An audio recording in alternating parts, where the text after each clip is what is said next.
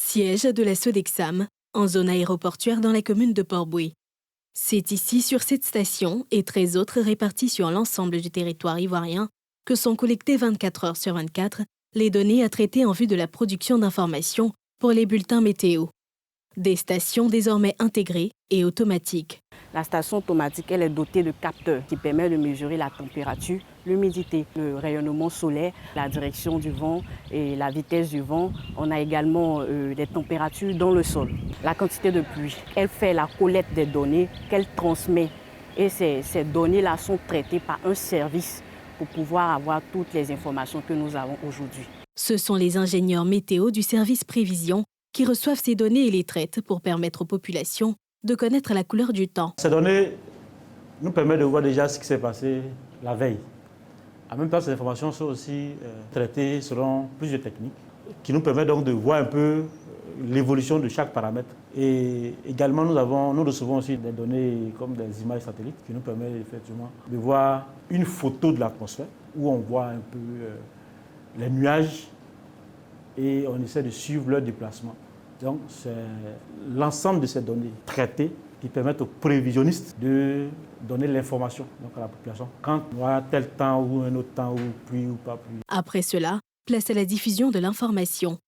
Et pour ce faire, la Sodexam s'appuie sur plusieurs canaux pour s'assurer que sa cible, qu'est la population ivoirienne, soit effectivement touchée.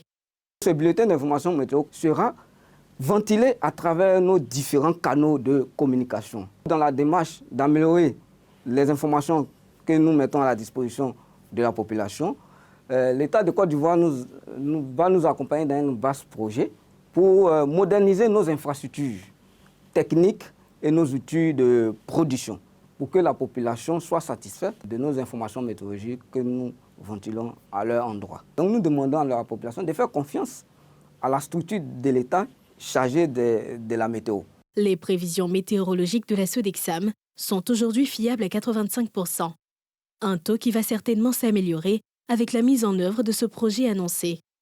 Malgré cela, les avis demeurent partagés au sein des populations sur la fiabilité de ces prévisions. Elle se base sur des données précises, c'est des trucs qui ne sont pas imaginés. Je crois en ça. Bon, moi je pense que c'est une science qui n'est pas assez exacte parce que parfois on nous donne des informations à prendre en compte et après on voit que c'est pas vraiment ce qui arrive.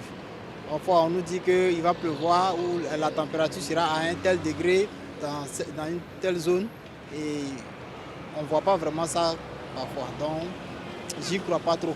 La question de l'accessibilité et de la fiabilité de ces informations demeure donc un défi majeur à relever pour éviter des pertes en vie humaine et autres dégâts en cette saison des pluies qui démarre.